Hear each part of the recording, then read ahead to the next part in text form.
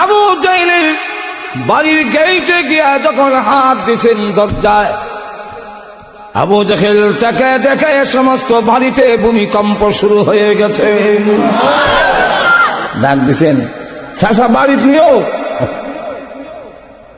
দৌড় দিয়ে আবু জাহেল খেতে বসছিল, খাওয়ানে আসিল, আর আতো দেয় নাই, জুতো হও দেয় নাই। দৌড়ে এসে আল্লাহ নবীর সামনে দাঁড়াইয়া জোর হাতে দাঁড়াইছে, আর থরথর করে কাঁপতেছে। লোকেরা যে নিয়ত ব্যাংক দেখা রয়েছে, এটা দেখবার লেগে, এই দৃশ্য দেখার জন্য দাঁড়াইছি না, না লাড়িতে ভিডিও ভিডিও দেখতো। একজন আলোচনা দিয়ে তাকায় আর দেখে বলে, দেখো রে আবু জাহেল আমাদের বড় লিডার কেমনে দাঁড়াইছে। কোনদিন মুখের সামনে এইভাবে দাঁড়ায় না, আর এইভাবে কাঁপতে কোনদিন দেখিনি। আমাদের সামনে আসলে বলে আব্দুল্লাহর ছেলে মোহাম্মদকে হ্যান করবে ত্যান করবে। আসলে তো তলে তলে তারা মিল আছে। আমরা মানি দি কেন না বড় সর্দার, না মানলে কি আর সর্দার। চলো যাই, তারা আজকে জিজ্ঞেস আল্লাহ নবী ডাকতে বলেন, চাচা এই লোকটাকে আপনার কাছে কোনো টাকা পাবে? হ্যাঁ, দিয়ে দেন। আবু জাহেল ডাকতে বলেন, হে মুহাম্মদ, তোমার ডাক শুনে দৌড়ে এসেছি, আমি তো টাকা সাথে নিয়ে আসি নাই, অনুমতি দাও, ঘর থেকে গিয়ে আনবার টাইমটা আমারে দাও। জান চাচা দিলাম, টাকা এনে দিয়ে খাপতেছে। তোমার টাকা পাইছো তো বলেছি, যাও, আমি চাই আমার হতে তুমি যাও। চলে গেল। সব সর্দার এসে গেলাম করে বলে, আবু জাহেল আজকে সব দেখে লেছি। আরে আবু জাহেল, আমাদের সামনে বলো মুহাম্মদের এন করবে তেন করবে, আর মুহাম্মদের সামনে যেইভাবে করজোর হইয়া দাঁড়াইছ, তর করে কাঁপছো, মূর্তির সামনে লাতুজ্জামানাতের সামনে তুমি এইভাবে দাঁড়াও না। কারণ কি? মানি দিকেন না বড় সর্দার, না মানলে কি আর সর্দার। আবু জাহেল আমনে দাঁড়াই নাই, সিফালিল্লাহ দাঁড়াইছি। সিফালিল্লাহ, সিফালিল্লাহ কি বলে? আল্লাহর সিফা, বেটা আল্লাহর সিফা। আল্লাহর সিফা কি? মুহাম্মদ যখন আমার বাড়ির দরজায় হাত দিছে, সমস্ত ঘরের মধ্যে ভূমিকম্প আরম্ভ হয়ে গেছে। মুহাম্মদ যখন ডাক দিয়েছে, বিকট এমন শব্দ হয়েছে, আমার মনে হয়েছে মুহাম্মদ যে কিয়ামত কিয়ামত বলে শুরু হয়েছে। আমি আর দেরি করি নাই, ঘর নিয়ে আমার উপরে পড়ে যায়, দৌড় দিলাম বের হওয়ার জন্য। কিন্তু আশ্চর্য ঘটনা যা দেখলাম, গিয়ে দেখি মুহাম্মদ আমার দরজার সামনে দাঁড়ানো। মুহাম্মদ আমার দরজার সামনে দাঁড়ানো। আমি তাকায় দেখি মুহাম্মদের দুই কাঁধের উপরে দুইটা এত বড় সাপ, হা করে নিচের টুট আমার পায়ের নিচে, উপরটা আমার মাথার উপরে। জিহ্বা বের করে বলে, পয়সা দিবি না ফেরের ভিতরে আইবি? আপনাদের কন্যা সুবহানাল্লাহ। আবু জাহেল তাড়াতাড়ি বল, ফেরের ভিতরে আইবে না টাকা দিবে? আমি যদি টাকা না দেই, সাপের পেটের ভিতরে চলে যাই, তাহলে এবার বলো তোমরা কি চাও আমি সাপের পেটে চলে যাই? না, তাহলে বেঁচে দাও। ওই যে আল্লাহ নবী কই থেকে দেখবো, এক নবীর কাদের মধ্যে সাপ হইতো, কই থেকে? নবীর কাদের মধ্যে কোনো সাপ নাই, কিন্তু আল্লাহ দেখাইছেন মুজিজা। মুজিজার ঘটনা যদি বলতে যাই, আজকের রাত্রিতে শেষ করা যাবে না। অনেক মুজিজা দিয়েছেন বিশ্ব নবীকে। নবীজিকে ডেকে বলেন, ও মুহাম্মদ, আপনার দাওয়াত গ্রহণ করতে পারি, আমার মেয়েটা যদি কবর থেকে জিন্দা হয়ে কয় আল্লাহ নবী ডাক দেওয়ালেন, মেয়ের কবরটা দেখায় দাও। এই যে আমার মেয়ের কবর। কবরের পাশে গিয়ে বললেন, কুম্বি নিল্লাহ, আল্লাহর হুকুমে ওঠো। আল্লাহ মাটি সরাইয়া দিছেন। মেয়ে কবর থেকে উঠে আর বলে, লাব্বাইকা ওয়া সাদাইকা ইয়া রাসূলুল্লাহ। আকাশের নিচে জমিনের উপরে আল্লাহ এর চাইতে শ্রেষ্ঠ এই পৃথিবীতে আপনার চাইতে আর কাউকে বানায় নাই। এই মুজিজাগুলো যদি বলতে যাই, কয়েক হাজার মুজিজা লিখেছেন এক কিতাবে, শেষ করা সম্ভব নয়। রাখলাম মুজিজা। এরপরে একটা হইল ওয়াফাতুন নবী, নবীজির জিন্দেগীর একটা অংশের নাম ওয়াফাত। এটাও যদি সুযোগ পাই শেষে বলবো না, নবীর ওয়াফাত হয়েছে না? ওয়াফাতের সময় এটাকে ওয়াসালও বলা হয়, ওয়াফাতও বলা হয়। আমার কাছে এই কিতাবও আছে, সিরাতুন নবী ওয়াসালুন নবী সাল্লাল্লাহু আলাইহি ওয়াসাল্লাম। আমার লাইব্রেরি জমা আছে কিতাব, পিছনে না হলে দেখতে পারেন। অনেক কিতাব খালি সিরাতের উপরে, কথা বুঝছেন? ওয়াসালুন নবী সাল্লাল্লাহু আলাইহি ওয়াসাল্লাম, বিশাল। রাসূল পৃথিবীর থেকে বিদায় হইছেন, আমরাটা ইন্তেকাল। রাসূলের নাম হইল বিশাল। রাসূল পৃথিবীর থেকে খালি শুধু একটু বিদায় হইছেন, খবর রাখার পরে আল্লাহ আবার রূহ ফেরত দিলেন। এটা যদি সময় পাই পরে এই সমুখী ঘটনাগুলো ঘটলো, এটা পরে বলবো যদি সুযোগ পাই। রাজি আছেন? আরো যখন রাজি আছেন, তাহলে এখন আসুন একটু একটু মিলাদও যাই। আমেনা বলেন, দুনিয়ার মানুষ, আমার ছেলের জন্মের সময় কি হয়েছে শোনো। আমি তাকে দেখি আকাশে নয়, অসংখ্য অগণিত তারকা আমার ঘরের এত কাছে এসেছে। আমি আমেনা ইচ্ছা করলে তারকাগুলো হাত দিয়া ধরতে পারতাম। তাফসীরে নূরুল কোরআনে এই আনছেন হযরত আব্বাস রাদিয়াল্লাহু আনহুর কথা, যে উনিও বলেন, আমি ধরে গেছিলাম আমার বাতিতে দেখতাম, গিয়া দেখি সান এত কাছে, সুবে সাদের সময় সে তো সানটা হল রয়েছে। আমি এত কাছে দিকে এদিকে একবার মোহাম্মদের দিকে তাকাই, আবার সামনের দিকে তাকাই, তাকাই দেখি আমার বাতি যাওয়া সামনের দিকে চাই মুচকি হাসে। ডাইনি মাথা না রাইলে আকাশের সান ডাইনি ভাবে না। অথবা হয়ে গেলাম, কারে জিগাইতাম রে, কেরাই আমার জব দিব। ইসলাম গ্রহণ করে ডাইরেক্ট চলে দিকে। আপনি যেদিন পৃথিবীতে এসেছিলেন, আকাশের তারকা এত কাছে কেন এসেছিল? নবী গো, আপনিও তাকাইছিলেন, চন্দ্রের দিকে হাসছিলেন এবং ডাইনি ভাবে মাথা নাড়াইলেন। আকাশের চাঁদ ডাইনি ভাবে নড়ল কেন? আল্লাহ নবী ডাক থাকো, যা দেখেছিলেন ঠিক দেখেছিলেন। এর কারণ হইল, পৃথিবীতে যত সন্তান আসে প্রত্যেক সন্তান কান্দে, আমি যাতে না কান্দি আমার আল্লাহ আকাশের চাঁদ পাঠাইছে আমি মুহাম্মদকে আনন্দ দেওয়ার জন্য।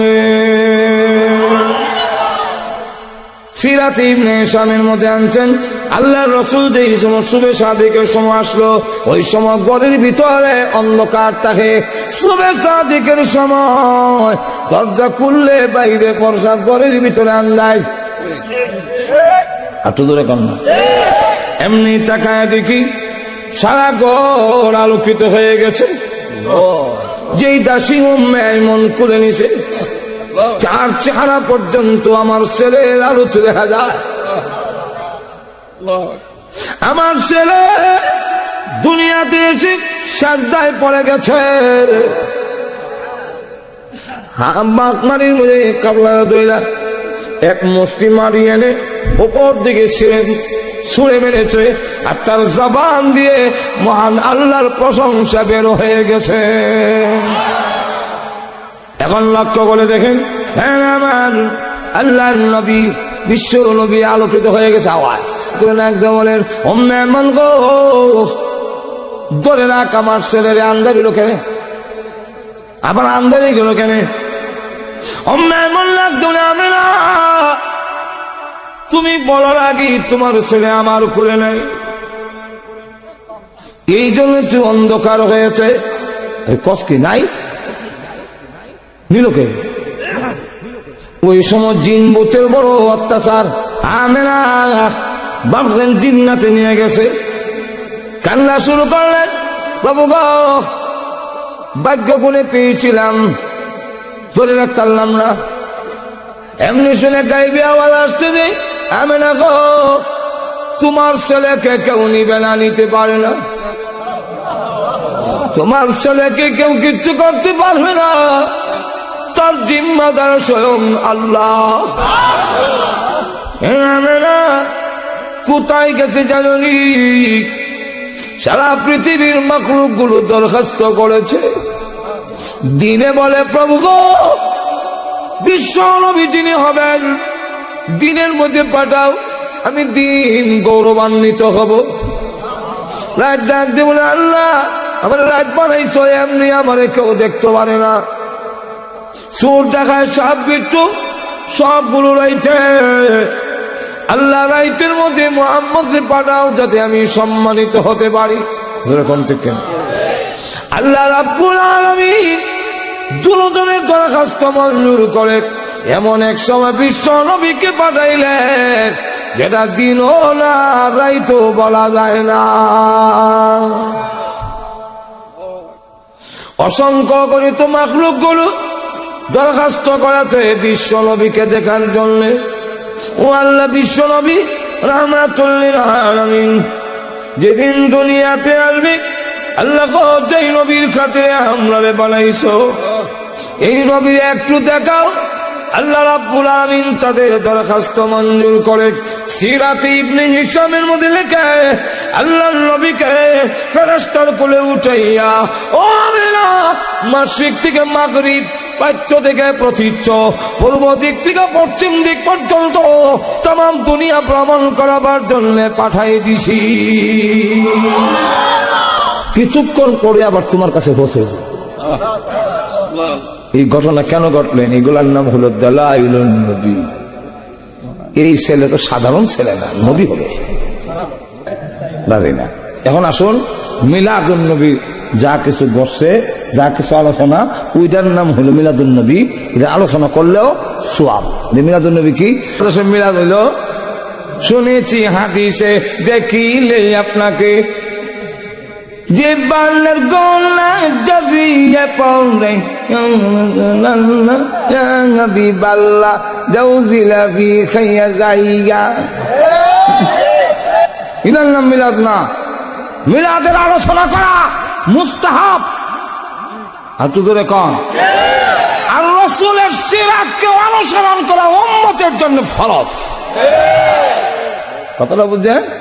আর মিলাদের আলোচনা করা মুস্তাহাব, করলে সওয়াব হবে।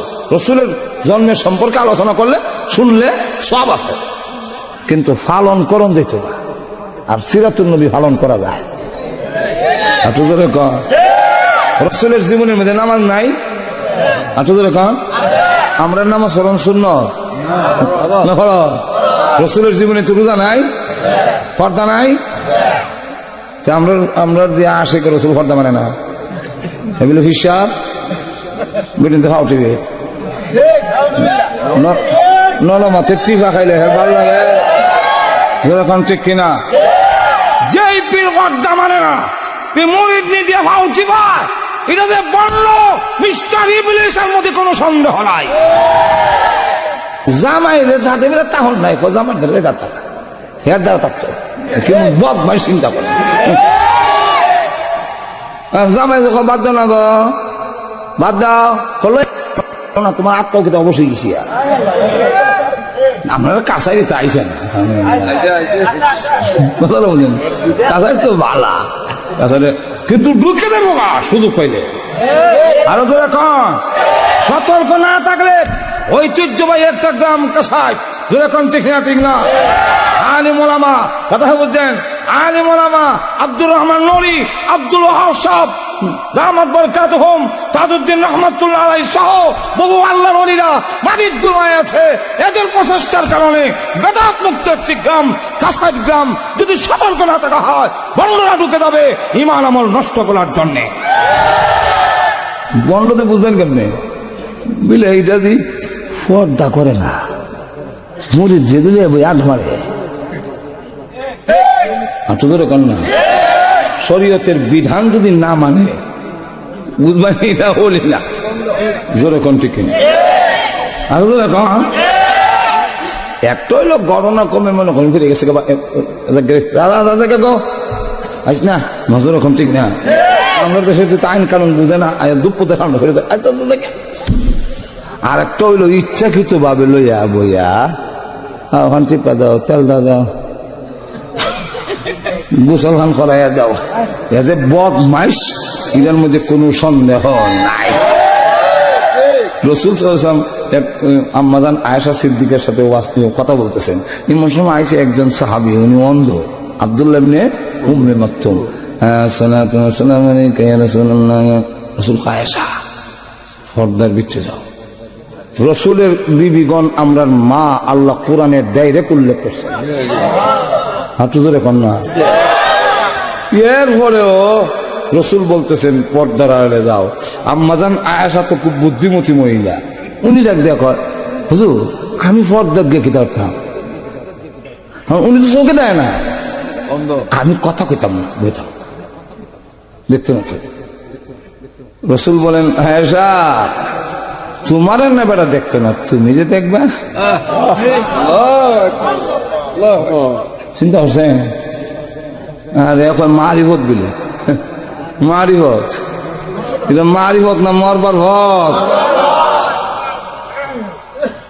যাই হোক, এখন আসুন রাসূল সাল্লাল্লাহু আলাইহি ওয়াসাল্লামের মিলাদুন নবী পালন, মানে পালন উদযাপন তো করার কোনো সুবিধাই নাই, মানে আলোচনা করা সওয়াব। আলোচনা করা কোন জাতের সওয়াব? মুস্তাহাব। কোন জাতের সওয়াব? মুস্তাহাব। আর সিরাতুন নবীর আলোচনা করা এবং পালন করা ফরজ। কথা বুঝছেন? ফরজটাই পেলাম, রাসূলের সিরাতের ভিতরে ফরজ আছে, ওয়াজিবও আছে, সুন্নাতে মুআক্কাদা আছে, তো ফরজটাই ধরলাম। তো রাসূলের সিরাতকে অনুসরণ করা উম্মতের জন্য ফরজ আর মুস্তাহাব। এখন মুস্তাহাব দর্শি আর ফরজ। মিলাদুন নবী পালন করার জন্য আমরা কম মিলাদের কথা বলেন, সিরাত না তাহলে কেন বলে সিরাত গেল তো নামাজের কথাই, সিরাত গেলে কে কথাইব? নামাজের কথা আসবে, পর্দার কথা আসবে, এটা বাদ দেন। মিলাদুন নবী যেহেতু ইতা নাই, জোরে কম না মুস্তাহাব, তাহলে এই ফরজ ছেড়ে দিয়া মুস্তাহাব লইলে এই মুস্তাহাবের সওয়াব পাওয়া যায় না, ইয়াদ রাখতে হবে। যেরকম ঠিক কিনা? নাভির থেকে নাভি সহ আডু পর্যন্ত ডেকে রাখন কাপড় দিয়া সুন্নত না ফরজ? যেরকম ঠিক না? আর মাথার মাঝে ফাঁকরি বান্ধে সুন্নত, মুস্তাহাব সুন্নত, মুস্তাহাব সুন্নত। আর এটা বানলে 70 গুণ সওয়াব আরো বেশি হওয়া যায়। নামাজ পড়লে 70 গুণ সওয়াব বেশি। এখন একবার মসজিদে গেছে, ভাগরে জানো এবার লঙ্গি যখন আছে অত বড় সবটা ছেড়ে দিই কেমনে, লঙ্গিটা টান্দা খুললা মাথা বান্ধেলিস। এবার আমি আপনাদের জিজ্ঞাসা করি, বেটার সুন্নত মাথাত আসেনি না বিলে ভাগরি বান্ধে গেছে নাই কেমনে? সুন্নত তো বান্ধা সব আসেনি, সব হবনি। লঙ্গিটা করলে আমাদের ভাগরে সব হবো তো নামাজ পড়লে কেন? আর কি নাই? ফরজ না থাকলে, মুস্তাহাব থাকলে তেমন সব থাকে না। সিরাতুন নবী যারা পালন করবে না, মিলাদুন নবীর আলোচনা কিয়ামত পর্যন্ত করলেও কোনো সওয়াব পাবে না। আপনার কাছারের বাজারে দেখুন মাঝে মাঝে কেসকি মাছ, গুড়াগাড়া মাছ উঠে, বাঘা হিসাবে গেছে না? এক বাঘা কত বলে 100 টাকা, নাও দাম হয়ে যাবে বেশি, না নেন আর কাপড় দেয় এক্সট্রা অতিরিক্ত লাগাইয়া দেয়, এটা দেখো ফাও। দেখুন না, এটা কিন্তু পয়সার বাইরে ফাও। বাগাটা 100, এটা ফাও। যেরকম ঠিক না? এক সালাইকার বা হের দূরে বয়ে বয়ে দেখে যে আমার ঘর 3 জন কম, 10টা দোকান থেকে 10 মাস ওলার থেকে যদি আমি 10 খাবলা নিই, তে তো আমার বাগানে উনি লাগে না। 3 জনের ঘরে তো যথেষ্ট। এমনি গিয়া হয় কয়ও ভাই আমি তো ভাগা নিতাম না, ওই যে লাগাই একটা ফাও যে দেও, এটা আমারে দিল। মাছওয়ালা কয় সালাইকার বা এই ফাওটা বাগার সাথে ফিট করা, কার সাথে ফিট করা? বাগার সাথে ফিট করা। বাগা নিবা খাও হইবা, বাগা নাই আপনাদের ওখানে হাওয়া নাই। যেমনি ভাবে বাগার সাথে হাওড়া ফিট করা। ও মিলাদুন নবী ওয়ালারা, আপনারা জেনে রাখেন মিলাদুন নবীর সব সিরাতুল নবীর সাথে ফিট করা। সিরাতুল নবী অনুসরণ করবা, মিলাদুন নবীর সব পাইবা। আর সিরাত বাদ দিবা, মিলাদুন নবী পালন করলেও সব পাইবা না। আমরা যারা সুবিধাবাদী এরা চায় মিলাদুন নবী থাকলে ভালো, সিরাতুল নবী চাইতে রাজি না। এখন আসুন মিলাদুন নবী যা কিছু বসছে, যা কিছু আলোচনা, ওইটার নাম হলো মিলাদুন নবী। এটা আলোচনা করলেও সোয়াব। মিলাদুন নবী কি? আল্লাহ নবী বিশ্বনবী রাহমাতুল লিল আলামিন দুনিয়াতে আসার সময় যা কিছু ঘটেছে এগুলা দুনিয়ার কারো জিন্দেগিতে ঘটার মতো নয়। ঘটবে, আমল করা সম্ভব না, ঘটানিও। এক নম্বর হারা লক্ষ্য করে দেখেন আল্লাহ নবী এই কথা বলেন, উনার মা আমেনা বলেন আমার সন্তান যখন পেটের ভিতরে গেছে, সন্তান পেটে গেলে বলে বমির ভাব হয়, আস্তে আস্তে ওজন শরীরের বেড়ে যায়।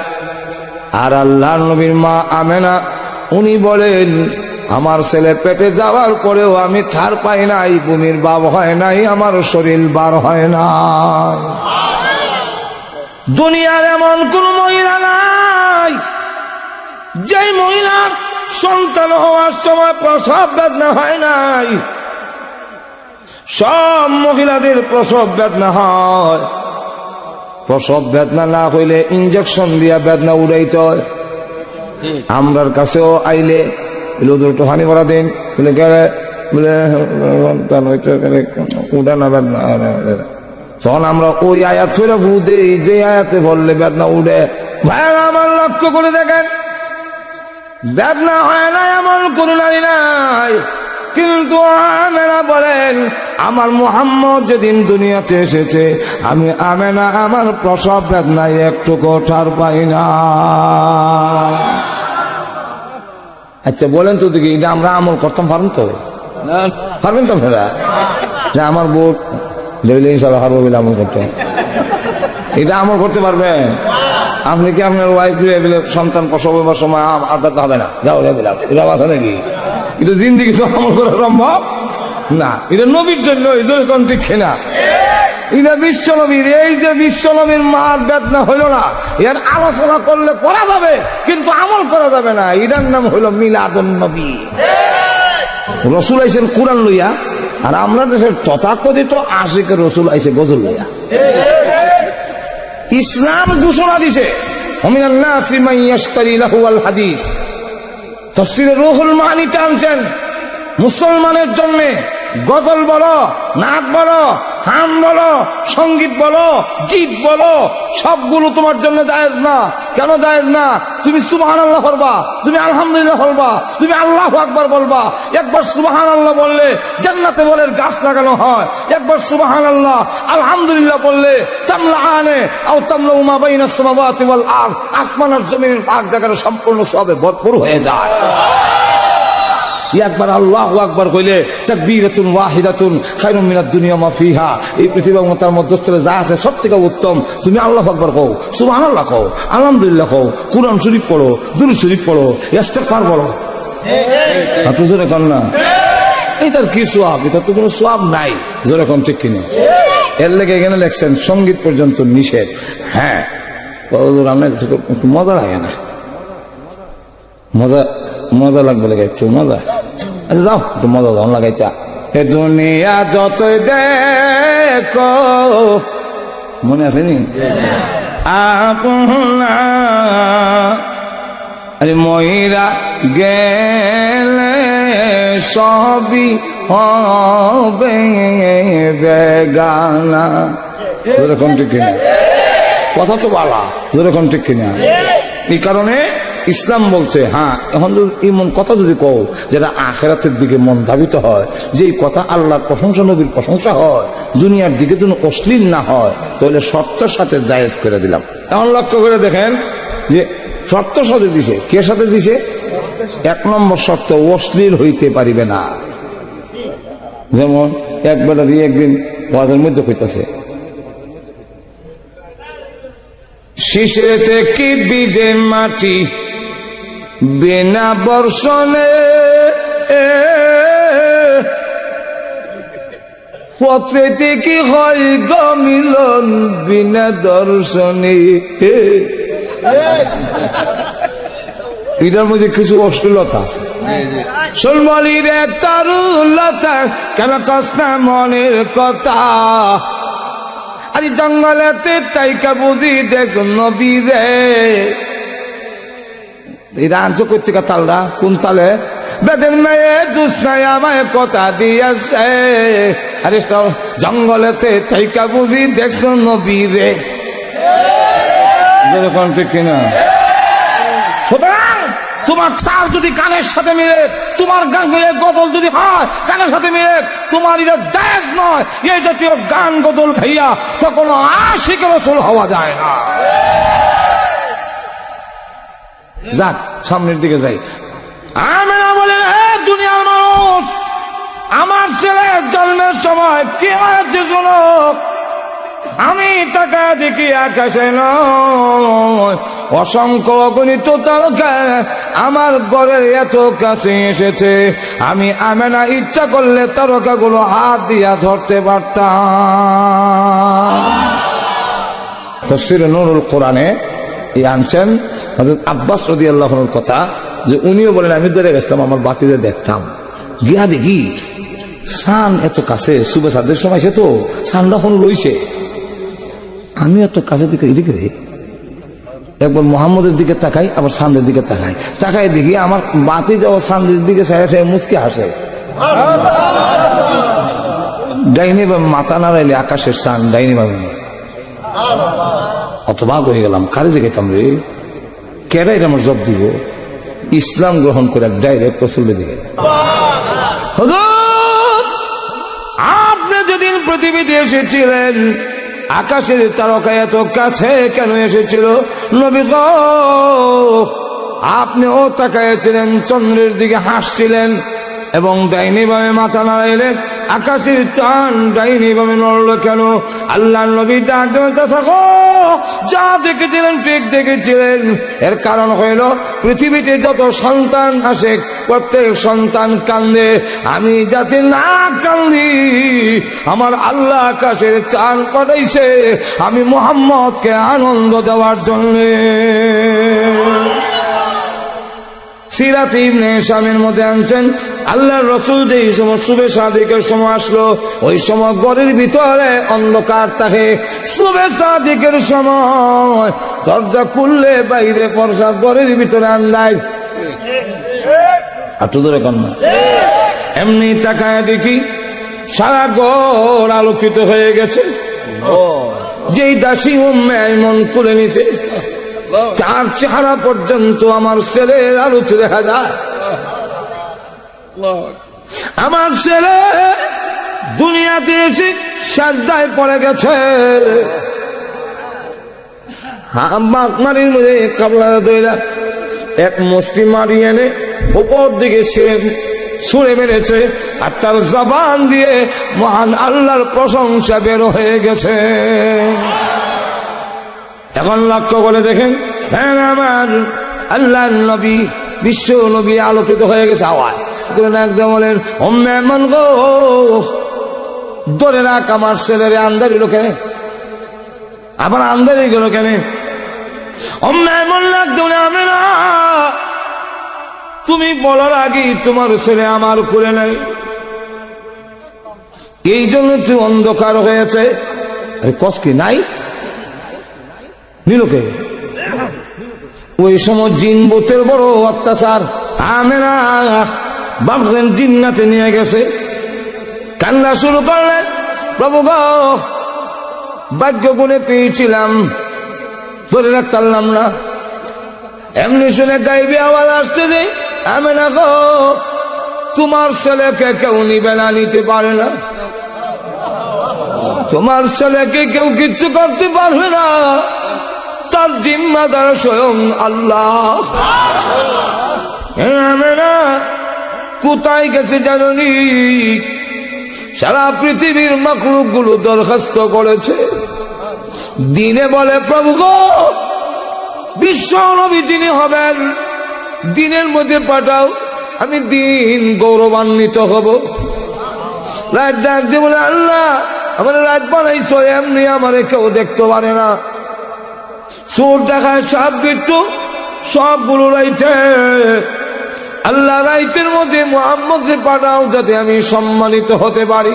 যেরকম ঠিক কেন আল্লাহ রাব্বুল আলামিন দুজনের দরখাস্ত মঞ্জুর করে এমন এক সময় বিশ্ব নবীকে পাঠাইলেন যেটা দিনও না রাইতও বলা যায় না। অসংখ্য গণিত মাখলুক গুলো দরখাস্ত করেছে বিশ্ব নবীকে দেখার জন্য। ও আল্লাহ, বিশ্ব নবী রাহমাতুল লিল আলামিন যেদিন দুনিয়াতে আসবে, আল্লাহ যেই নবীর খাতিরে আমরা বানাইছো এই নবীর একটু দেখাও। আল্লাহ রাব্বুল আলামিন তাদের দরখাস্ত মঞ্জুর করে সিরাতে ইবনে হিশামের মধ্যে লেখে আল্লাহর নবীকে ফেরেশতার কোলে উঠাইয়া ও আমিনা মাশরিক থেকে মাগরিব, পাচ্য থেকে প্রতীচ্য, পূর্ব দিক থেকে পশ্চিম দিক পর্যন্ত তাম দুনিয়া ভ্রমণ করাবার জন্য পাঠাই দিছি। কিছুক্ষণ পরে আবার তোমার কাছে পৌঁছে। এই ঘটনা কেন ঘটলেন? এগুলার নাম হলো দালাইলুন নবী। এই ছেলে তো সাধারণ ছেলে না, নবী হবে। হুজুর এখন ঠিক কিনা? এগুলা হাদিস শরীফ মুহাদ্দিসের ভাষায় এর হাত বলা হয়। আব্দুল মুত্তালিব কয় আমি খানায় কাবার কাছে আসলাম, সেই সময় আমার নাতি দুনিয়া পায় আজকে উনি কাবাগরের দেওয়ালে কথা কয়, কাবাগরের দেওয়ালে কয় ও আরববাসীরা, যার মাধ্যমে আল্লাহর গোলামি প্রতিষ্ঠিত হবে, এই কাবাগর ভূত মুক্ত হবে, সেই বিশ্বনবী মুহাম্মদের আগমন হয়ে গেছে।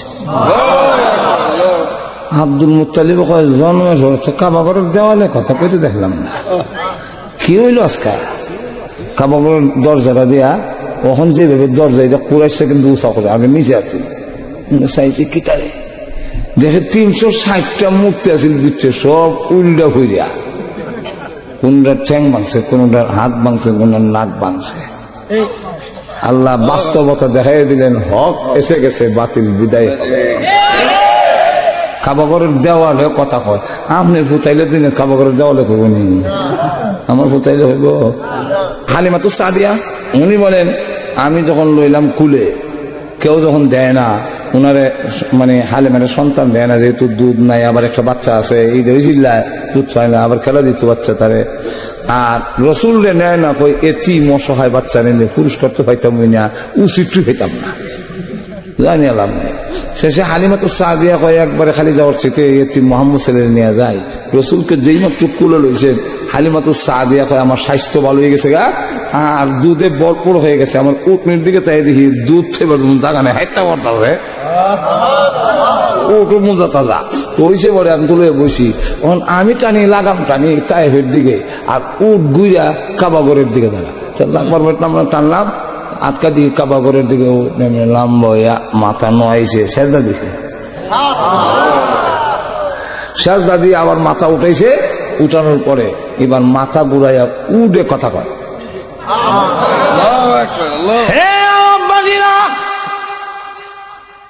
যে মুহাম্মদ সাল্লাল্লাহু আলাইহি ওয়াসাল্লামের আগমনে, যে মুহাম্মদ সাল্লাল্লাহু আলাইহি সাল্লাম এসেছেন আমার পিঠে, যার মাধ্যমে আল্লাহর গোলামি এই পৃথিবীতে প্রতিষ্ঠিত হবে এবং সমস্ত মূর্তি পূজা উৎখাত হবে, সেই বিশ্ব নবীর আগমন হয়ে গেছে এবং আমার পিঠে আরোহণ করেছে।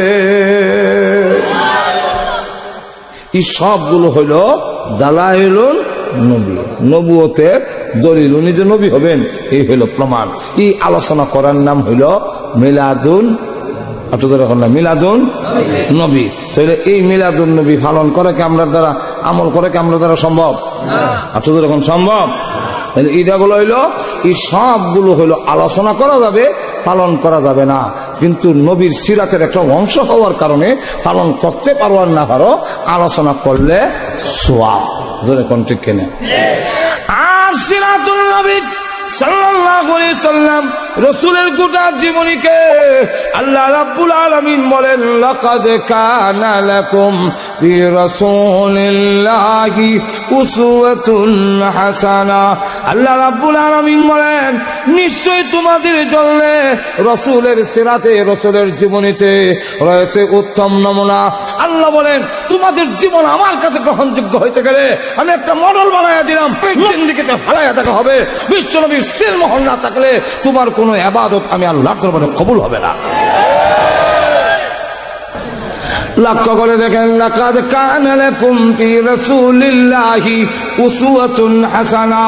নবীর জীবনীটা আমাদের জন্য নমুনা। নমুনা কোন জায়গা? বলে বা ক্বাবলান নবুওয়াত বাদান নবুওয়াত, নবী হওয়ার আগে 40 বছরের জিন্দেগি আর এর পরের জিন্দেগি। নবীর 40 বছরের জিন্দেগি যদি আল্লাহ রাব্বুল আলামিন ওই 40 বছরের পরেরটা যদি পরের জিন্দেগিতে গ্রহণ না করে থাকে, তাহলে ওই জিন্দেগি আমাদের অনুসরণীয় নয়, আমাদের অনুকরণীয় নয়।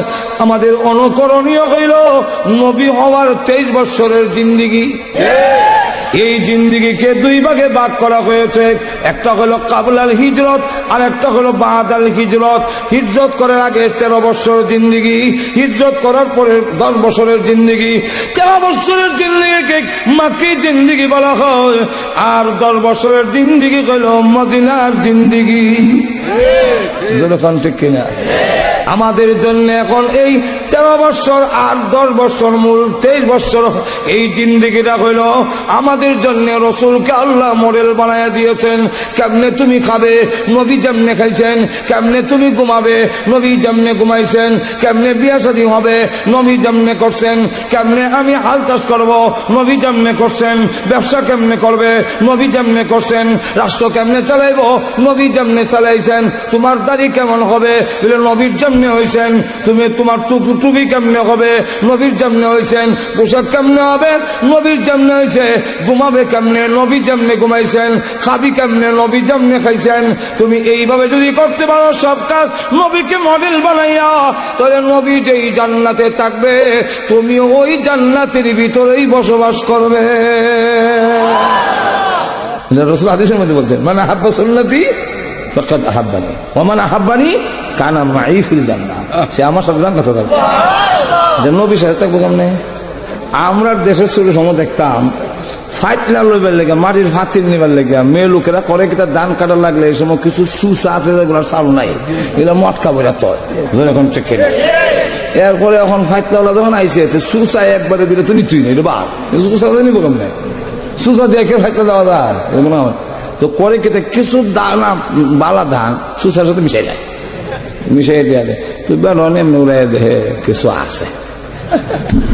ঠিক কিনা? এখন এই সুসা গ্রহণযোগ্য হয়ে গেছে, কিছু দান মিশাইলাম উম্মত, তুই নবীর মডেল বানাইয়া তোর আমলটারে নবীর আমলের সাথে মিশাইলাম, তুই জান্নাতের উপযুক্ত হয়ে গেছ। নবী যে জান্নাত, তুই জান্নাত।